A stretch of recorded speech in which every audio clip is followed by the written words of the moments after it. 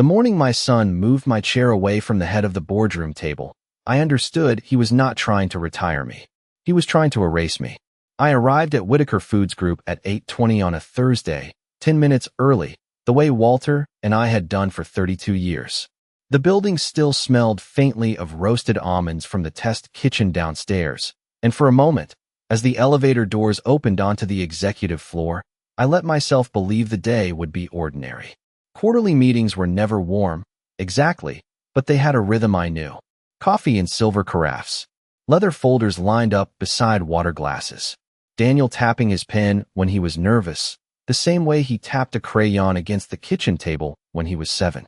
I wore my navy suit, the one Walter used to say made me look like I could negotiate with a governor and still remember to bring cookies for the staff. My hair was pinned neatly. My wedding ring was on my left hand. In my purse, tucked beneath a folded handkerchief, was the old brass key to Walter's private safe, though I had no reason, not yet, to think I would need it. Then I stepped into the boardroom and saw my chair. Not at the head of the table, not beside Daniel's, not even among the voting directors. It had been placed near the wall, beside the projector cart and a tray of bottled water, angled slightly away from the table, as if I were a guest who had arrived without an invitation. For a few seconds, no one spoke. Or maybe they did, and I simply could not hear them over the small, humiliating sound of my own breath catching. Daniel stood near the screen in a charcoal suit I had helped him buy after his first promotion. Claire sat 2 seats from the head, her cream blazer perfect, her smile soft and polished, one hand resting lightly on my son's forearm, as if she had already won something.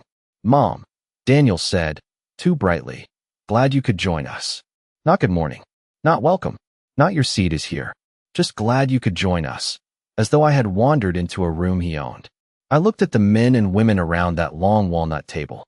Some had been with us since the warehouse years, when Walter and I packed spice blends until midnight and drove invoices across Ohio in a station wagon with no air conditioning. I had written their Christmas bonuses by hand when we could barely afford them. I had sent flowers when their mothers died, casseroles when their babies were born, recommendations when their children applied to college. That morning, not one of them looked me in the eye for more than a second. Daniel cleared his throat and turned toward the room. "Before we begin, I want to acknowledge my mother's presence. Margaret has been part of this company's emotional history for a long time." Emotional history. The words landed quietly, but they landed hard.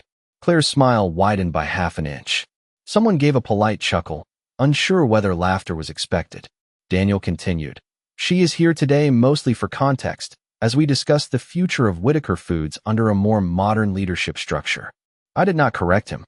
I did not remind him that my signature was on the original incorporation papers, that my savings bought our first mixer, that my name had once opened bank doors his father could not.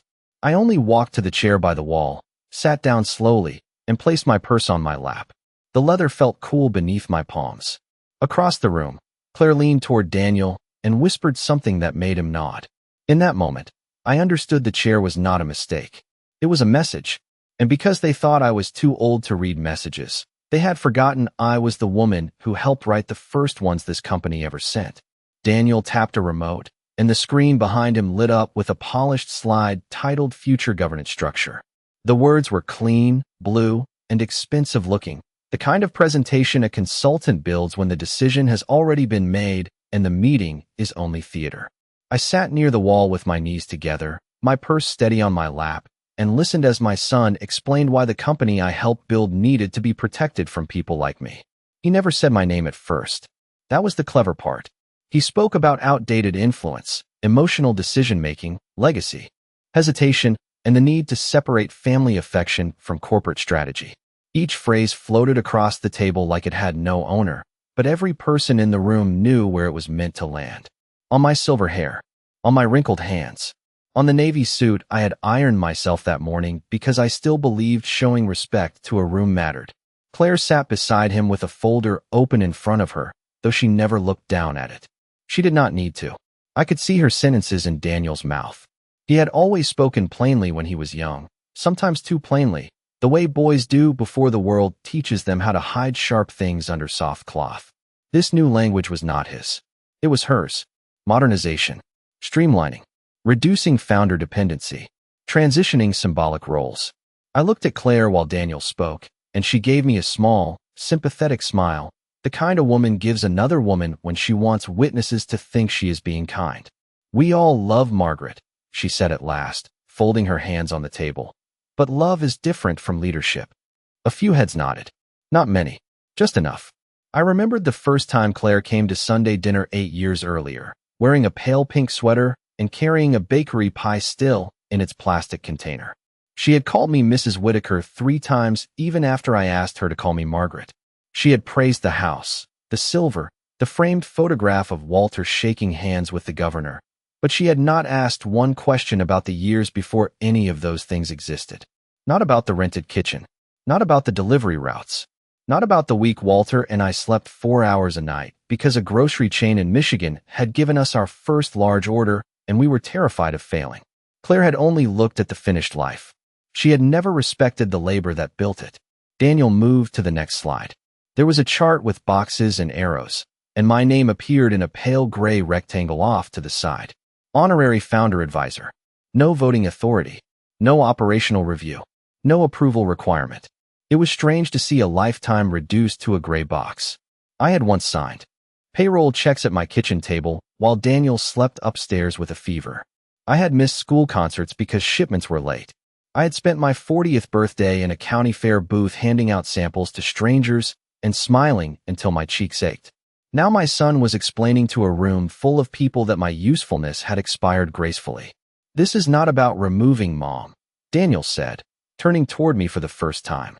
"This is about letting her enjoy what she earned without carrying responsibilities that no longer suit this stage of her life." There it was, the soft pillow placed over the truth. He wanted my vote gone. He wanted my chair gone. He wanted my name polished into a plaque, hung somewhere near the lobby, admired by visitors, and ignored by decision-makers. I looked down at my hands. They were older than they used to be, yes. A small brown spot near my thumb. A faint tremor when I was tired. But those hands knew every contract, every family sacrifice, every quiet rescue that had kept Daniel standing long before he called himself a leader. I lifted my eyes and saw Claire watching me, waiting for embarrassment, perhaps tears. I gave her neither. I only sat still and listened as they dressed in exile in the language of gratitude. The room grew quieter when Daniel reached the slide with the resolution number on it. Even the air conditioning seemed to fade into the ceiling. He placed the remote on the table, spread both hands on the polished walnut, and looked at the directors the way Walter used to look at suppliers when a shipment was late. It hurt more than I expected, seeing my husband's posture borrowed by a son who had forgotten the man who taught it to him. "The board is being asked to approve a formal transition of Margaret Whitaker from active founder authority to honorary advisory status," Daniel said. "This will clarify leadership, protect operational speed, and prevent personal history from interfering with necessary judgment." Personal history. I almost smiled at that. Personal history was what paid the first utility bill when our rented kitchen almost closed. Personal history was Walter selling his fishing boat so we could buy stainless steel counters. Personal history was me sitting at a card table in the old warehouse, adding columns with a pencil because we could not afford accounting software yet. Personal history was Daniel, 6 years old, asleep on 2 folded coats in the corner while I labeled 400 jars by hand for a farmer's market order outside Cleveland. He had a blue blanket then. He would wake up sometimes, rubbing his eyes, asking if we were going home soon, and I would tell him, "Soon, sweetheart. Mommy and Daddy just have to finish building tomorrow." He used to believe me. Maybe I believed myself too. Daniel glanced toward me, and for one foolish second, I thought he might soften. He did not. "My mother has always meant well," he continued, "but she often confuses family memories with business judgment." There was the sentence. Not loud, not cruel enough for anyone to gasp, just clean enough to pass as leadership and cold enough to find the softest place in me. I felt several people shift in their chairs. Richard Bell, our chief financial officer, took off his glasses and cleaned them though they were already spotless. Evelyn Marsh looked down at her folder. A younger director I barely knew typed something into his tablet, as if numbers could excuse what was happening in front of him. Claire lowered her eyes, but the corner of her mouth moved. Small, controlled, satisfied. Daniel picked up a pen and pointed toward the printed packets in front of everyone. You will see the proposed governance language on page 6. It removes the founder approval requirement from strategic acquisitions, senior executive changes, brand licensing, and asset restructuring. I knew then this was larger than a chair, larger than a title.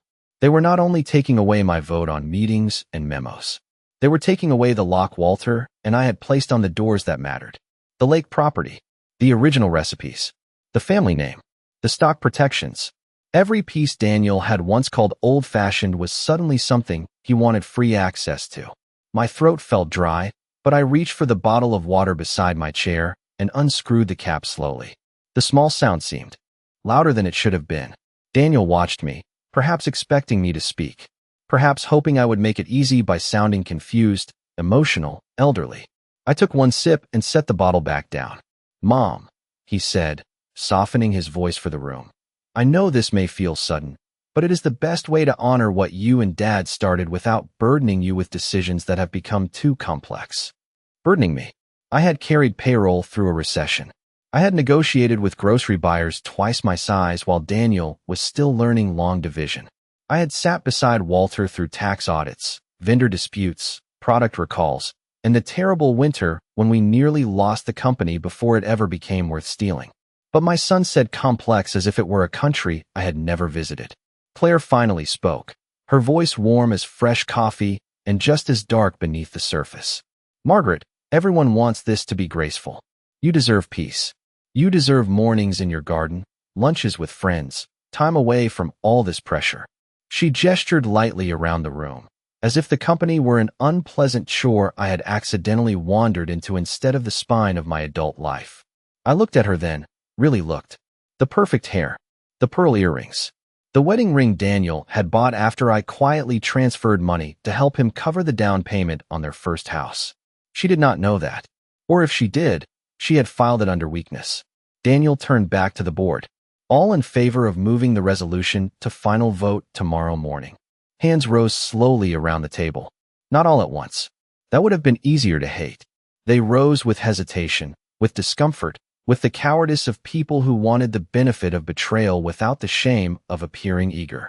I sat beside the projector card and watched my life's work vote to put me on a shelf. When Daniel's hand rose last, I remembered his first steps across our kitchen floor, how he had fallen into my arms laughing because he trusted me to catch him. That memory did not warm me. It steadied me, because by then I understood something he did not. A child can forget who held him up. Paper does not forget who signed it. The meeting broke for lunch at 11:45, though no one seemed hungry. Chairs scraped softly against the carpet, folders closed, phones appeared in careful hands. People who had known me for decades suddenly discovered urgent messages, coffee refills, hallway calls, anything that allowed them to leave without standing beside me too long. I remained seated near the projector card until the room was almost empty. Not because I could not stand, but because I wanted Daniel to see that I would not hurry away from my own humiliation just to make him comfortable. He gathered his papers at the head of the table, while Claire slipped her folder into a white leather tote. She touched his sleeve, whispered something, and he nodded without looking at me. "I have a call with New York," he said, as if that explained everything a son should have said and did not. Then he walked out through the glass doors, leaving me with his wife and the faint smell of catered coffee cooling on the sideboard. Claire waited until the last director disappeared around the corner. Then she came toward me slowly, heels quiet on the carpet, face arranged into concern. "Margaret," she said, "I hope you understand this is not personal." I looked up at her. She was standing where my chair should have been. That detail mattered more than her words. "Not personal," I repeated. My voice sounded calm, almost curious. She sighed, the way women do when they want to sound patient with someone they have already judged. "Daniel is under tremendous pressure. The company is changing. Investors are asking questions. You have to admit, having his mother still holding final approval over major decisions makes him look limited." She let the final word hang there, polished and poisonous. Limited. Not protected. Not grounded. Not accountable. Limited. I stood then, smoothing the front of my jacket. Claire was a few inches taller in her shoes, but I had spent too many years in rooms with bankers, buyers, and lawyers to be impressed by height. "Is that what he told you?" I asked. That I make him look small. A flicker crossed her face. Not guilt. Irritation. I am.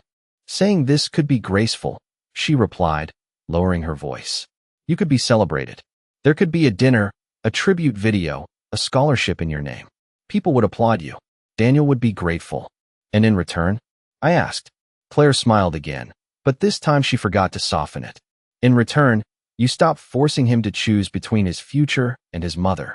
There it was. Clean. Practiced. Cruel without raising its voice. She had made a family bond sound like a corporate liability. I thought of all the Sunday dinners where she had complimented my table settings while measuring the house with her eyes. The lake cottage she once called too charming to sit empty. The original recipe books she suggested should be digitized and stored off-site. The family foundation she believed needed younger representation. Little remarks, little adjustments, little seeds planted in Daniel's ear until my presence became a problem that sounded like his own idea.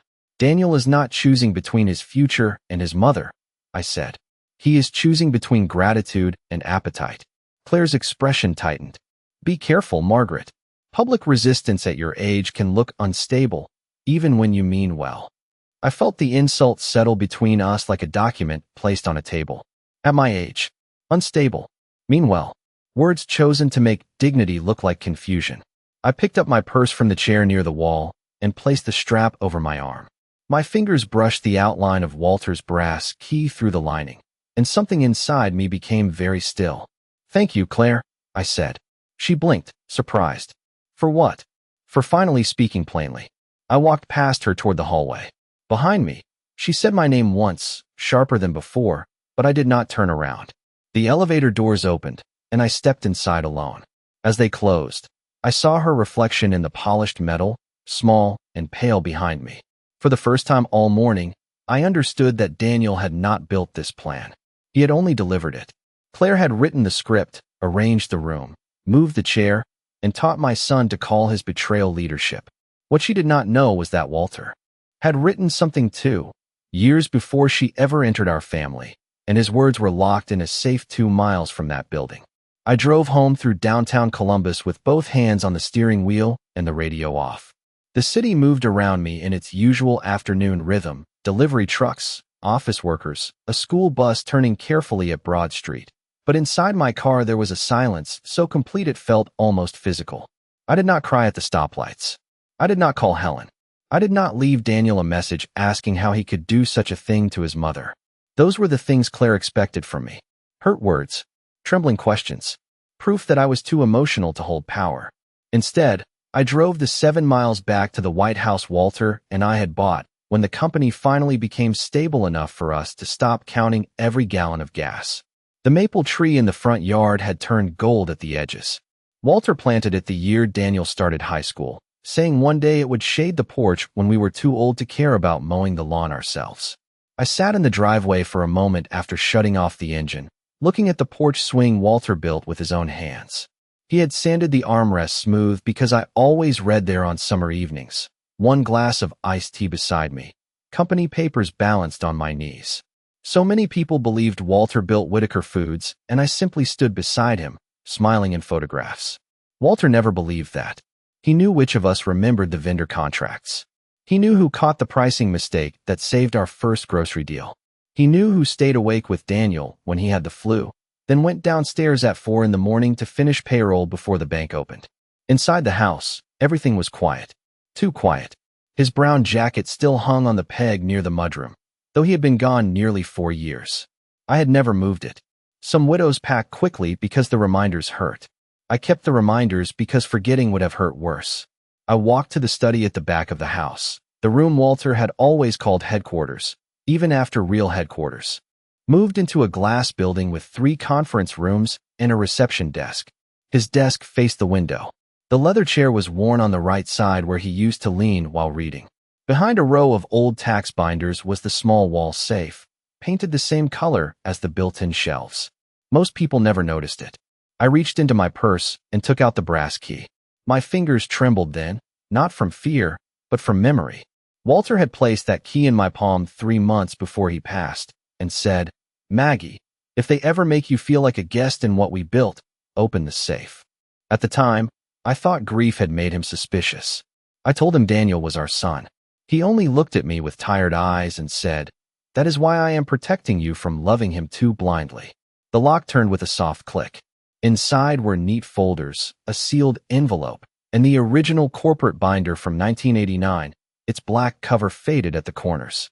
I carried everything to the desk and sat in Walter's chair for the first time since his funeral. The envelope had my name written across it in his careful block letters. Margaret, when they forget. Not if. When. I opened it slowly.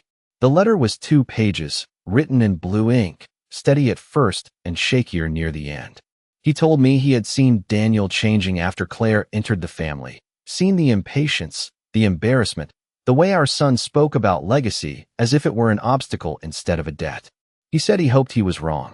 Then he told me where to look. Article 7, Section 4, Founders Protective Veto.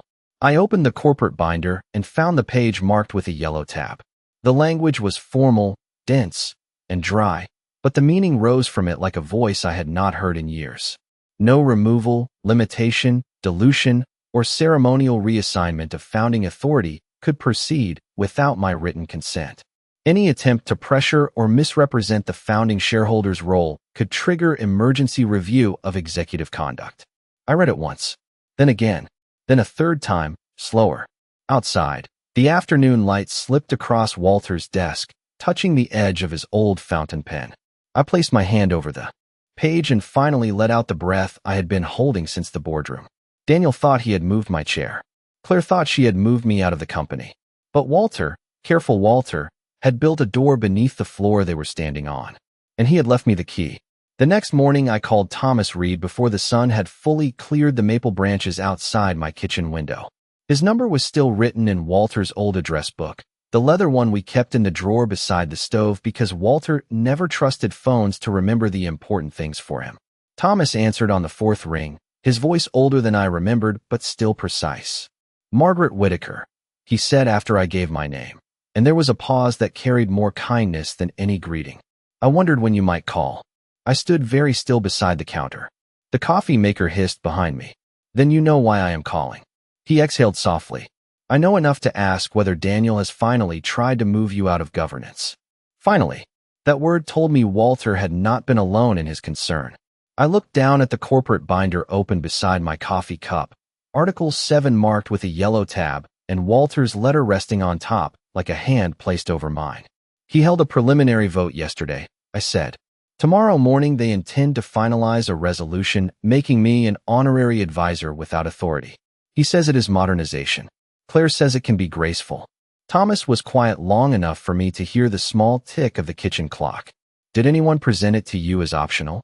"No." "Did anyone provide formal notice in writing before the meeting?" "No." "Did your son or anyone representing him imply your age made you unable to exercise judgment?" I thought of Claire in the empty boardroom, her polished voice saying public resistance at my age could look unstable.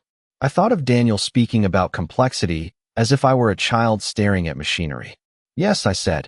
Thomas's voice changed. Not louder, sharper. "Then Daniel has stepped into exactly the trap Walter hoped he would never set for himself." I sat down slowly at the kitchen table. The same table where Daniel used to eat cereal before school, where Walter and I once spread invoices in piles because our first office had flooded during a spring storm. "Tell me what it means," I said. Plainly. Papers rustled on his end. I imagined him in his small law office downtown, surrounded by file cabinets and framed degrees, still wearing reading glasses on a chain the way he had when Walter was alive. The founder's protective veto is not symbolic. It is binding. Walter insisted on that language after Daniel attempted an unauthorized asset sale 15 years ago. Your written consent is required for any change that limits your founding authority. Without it, the resolution cannot pass. I closed my eyes. 15 years ago, Daniel had told me that mistake was only youthful impatience. Walter had handled the matter quietly. He had spared our son embarrassment. He had not forgotten. "There is more," Thomas continued. "If the chief executive knowingly attempts to pressure, misrepresent, or remove a protected founder for personal advantage, the board may be compelled to hold an emergency conduct review. If the evidence is sufficient, they can remove him before he damages the company further." The words did not bring joy. That surprised me. I had imagined that confirmation might feel like triumph, but it felt heavier than that. It felt like holding a family photograph and realizing the glass had been cracked for years. "He is my son," I said. "Yes," Thomas replied. "And you are not required to let him use that fact as a business strategy." I looked toward the hallway, where Walter's jacket still hung on its peg. "What do I do now?" "You come to my office. Bring the binder, Walter's letter, any meeting packet they gave you, and every note you remember from yesterday. We will prepare a formal veto notice and a demand for emergency review. We will serve it before their final vote." I glanced at the clock. It was not yet 7. The board would not reconvene until 8:30 the next morning. Daniel and Claire were probably sleeping peacefully, believing the hardest part had already happened, believing an old woman had gone home wounded enough to surrender. I stood, closed the binder carefully, and slipped Walter's letter into a folder. My hands no longer trembled. "Thomas," I said, "I do not want a scene." "Then we will not make one," he answered. "We will make a record." By 9:15, I was walking into his office in downtown Columbus with Walter's binder tucked against my chest and my navy coat buttoned to the throat. Thomas met me at the door himself. He had grown thinner, his hair nearly white, but his handshake remained firm. For 2 hours, we went through every page. He underlined phrases, made copies, asked careful questions, and never once spoke to me as if I needed comforting more than clarity. When I repeated Daniel's words, he wrote them down. When I repeated Claire's, his pen paused for half a second, then continued. At the end, he placed 3 documents in front of me. Notice of Founder's Protective Veto, Demand for Emergency Executive Conduct Review, and Objection to Misrepresentation of Founding Authority. The titles looked cold on paper, almost impersonal, but beneath them was my name. Not as widow, not as mother, as founder. I signed each one slowly, using Walter's old fountain pen, the one Thomas had kept after my husband's final meeting with him. The ink dried dark blue on the page. Thomas gathered the documents into a folder and said, "Tomorrow morning, they will expect you to ask for mercy." I looked out his window at the traffic moving below, steady and ordinary. "No," I said. "Tomorrow morning, I will ask them to read." By 8:10 the next morning, the executive floor already looked too polished. Someone had placed white lilies on the reception desk, their scent sweet and inappropriate, like flowers set out before a guest of honor who had not agreed to attend her own farewell. Through the glass wall of the boardroom, I could see Claire moving from chair to chair, straightening folders, adjusting water glasses, checking the angle of a small silver microphone near Daniel's place at the head of the table. She had dressed for victory in a pale blue suit and pearl earrings, softer than yesterday, almost ceremonial. On the screen behind her was a title slide that read Founder Transition. Announcement. My name sat underneath in elegant gray letters. Margaret Whitaker retires with gratitude. I stopped just outside the doors and looked at those words long enough to let them become ordinary. Retires. Gratitude. They had written my ending before asking whether I intended to leave. Daniel stood near the windows, speaking quietly with Richard Bell from finance. He wore a dark suit and a red tie, the same color Walter used to wear on annual meeting days, because he said red made bankers pay attention. When Daniel saw me through the glass, his expression changed for only a second. Relief first, then caution, then the practiced tenderness of a son who planned to disappoint his mother in front of witnesses and wanted credit for doing it gently. Claire noticed his face and turned. Her eyes moved over my navy coat, my black folder, my steady hands. Then she looked behind me. Thomas Reed stood at my right shoulder, briefcase in one hand, expression calm. Behind him were Evelyn Marsh and Howard Benton, the 2 independent directors Thomas had reached before dawn, both of them older, both of them serious, both of them suddenly very interested in procedure. Claire's smile remained, but the life went out of it. Daniel opened the door himself. "Mom," he said, keeping his voice low, "what is this?" I stepped past him into the boardroom. "Good morning, Daniel." It was the first time in 2 days I had used his name without softening it. Around the table, directors looked up from their packets. The young man with the tablet stopped typing. Richard put his glasses on, then took them off again. The flowers at the center of the table looked expensive and faintly ridiculous. I walked to the wall where my chair had been placed the day before. It was still there, angled toward the room like an afterthought. I put my hand on the back of it, not to sit, but to move it. The wheels made a quiet sound across the carpet as I pulled it slowly to the head of the table, to the empty space opposite Daniel. No one spoke, not even Claire. I sat down, placed my folder before me, and folded my hands on top of it. Thomas took the chair beside me without asking permission. Evelyn sat on my other side. Howard remained standing near the door, as if making sure no one could later claim this meeting had been informal. Daniel's jaw tightened. "This meeting has a scheduled agenda," he said.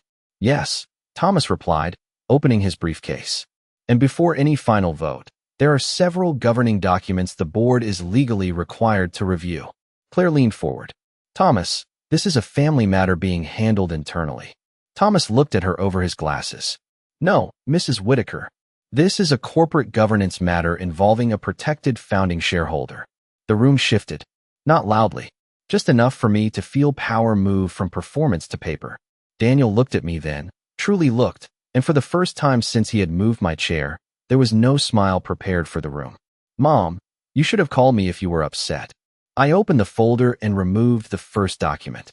"I was not upset, Daniel," I said. "I was informed." Claire's hand tightened around her pen.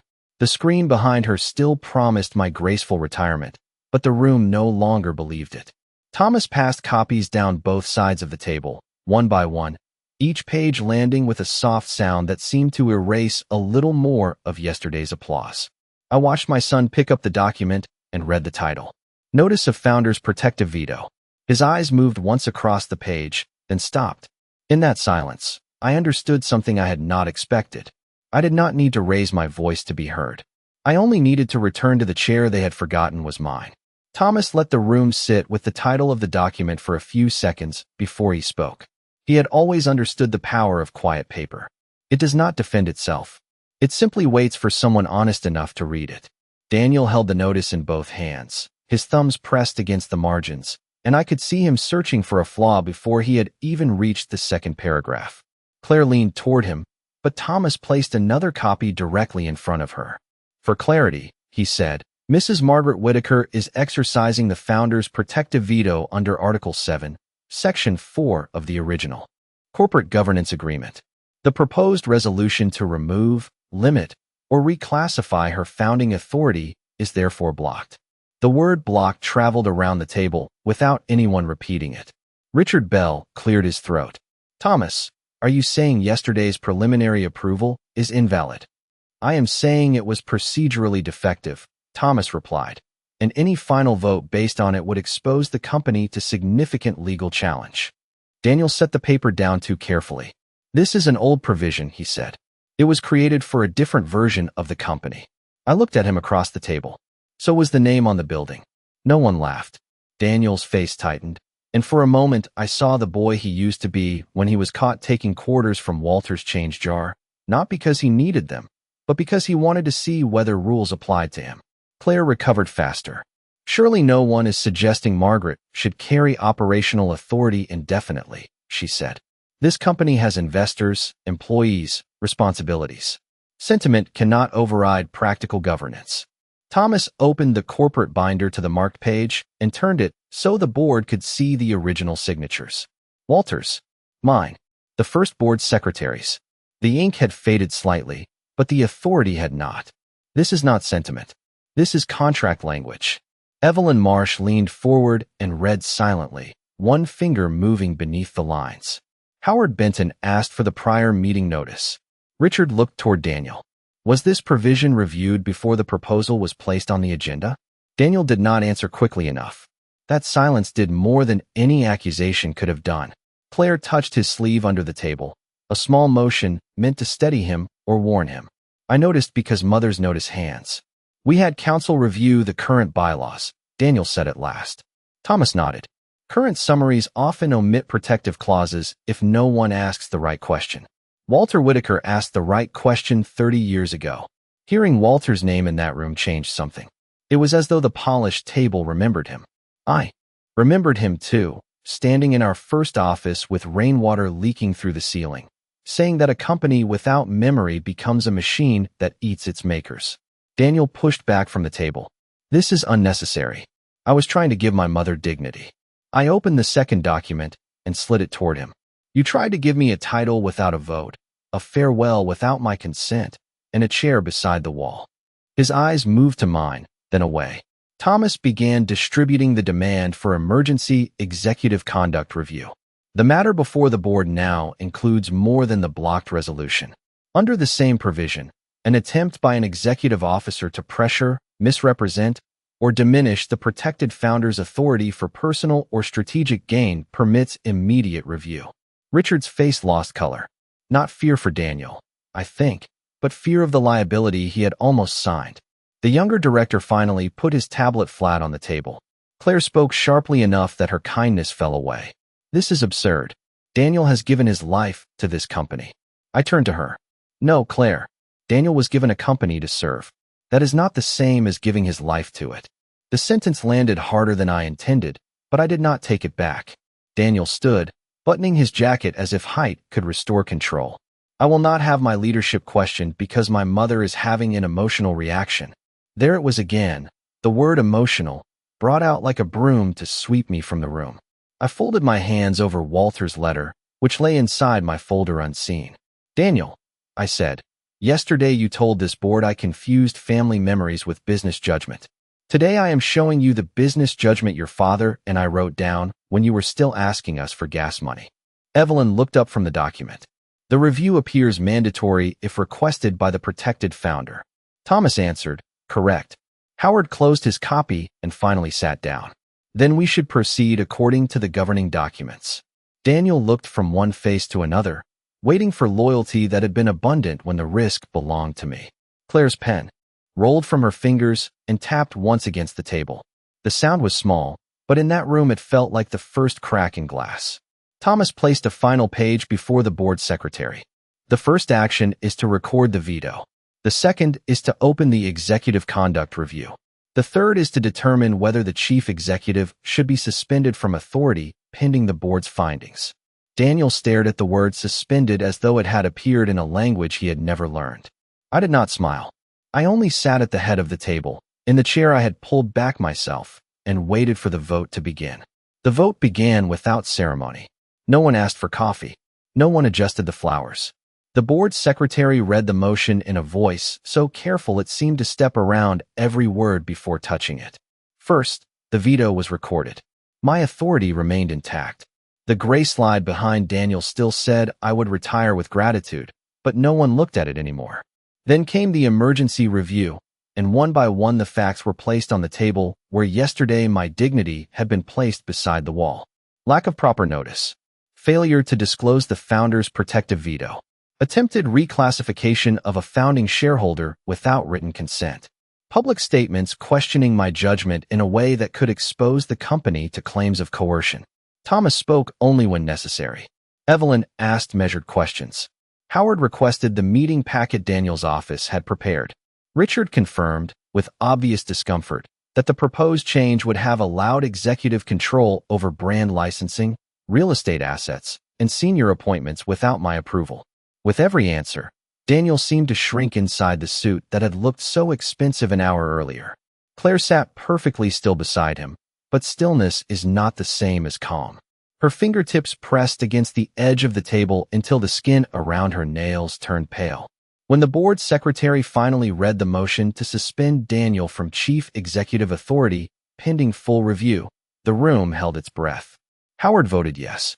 Evelyn voted yes.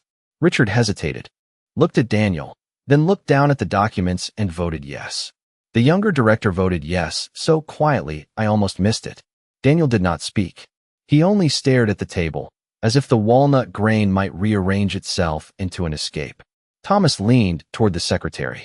For the record, the protected founder supports the motion. Everyone turned to me then, not as a courtesy, not as a decoration, as the deciding voice they had tried to remove. I looked at my son, and for one aching moment, I saw him at 10 years old in the warehouse, eating a peanut butter sandwich on a stack of cardboard boxes, asking Walter if one day all of this would be his. Walter had laughed and said, "Only if you learn it is never just yours." Daniel had not learned that. Or maybe he had forgotten, because forgetting was easier than gratitude. Yes, I said. The word was not loud. It did not need to be. The motion passed. Daniel's suspension was immediate. His company access would be limited. His authority over pending transactions was frozen. An interim chief executive would be appointed by the independent directors before the end of the day. Claire stood abruptly. "This is a terrible mistake," she said, no longer trying to sound gentle. "You are letting an old family provision damage the future of this company." I gathered Walter's letter and slipped it back into my folder. "No, Claire. We are letting it protect the company from people who mistook inheritance for ownership." Her face changed then. Not dramatically, just enough. The confidence left first, then the color. Daniel finally looked at me. "Mom," he said, and that single word carried more fear than affection. I waited, but he did not apologize. He only looked confused that consequences had found him in a room where he had expected applause. I stood and buttoned my coat. "A son can inherit a name," I said. "He still has to earn the right to carry it." No one moved as I walked toward the door. The chair I had pulled back to the head of the table remained there, square and steady, facing the room. The chair by the wall sat empty beside the projector cart, where they had tried to place the woman who remembered too much. In the hallway, I passed the lilies on the reception desk and stepped into the elevator alone. When the doors closed, I did not feel victorious. I felt clear. There is a difference. Victory wants celebration. Clarity only wants truth to stay where it has finally been put. I drove home through the same Columbus streets, past the same offices, the same school zones, the same maple trees turning gold in front yards. At the house, Walter's jacket still hung by the mudroom door. I touched the sleeve lightly as I passed. "You were right," I whispered. Then I made tea, sat at the kitchen table, and opened the folder again. Not because I needed to punish Daniel further. Not because I wanted to replay the morning. Because for the first time in years, my name on those papers did not feel like a memory. It felt like a promise I had finally kept to myself.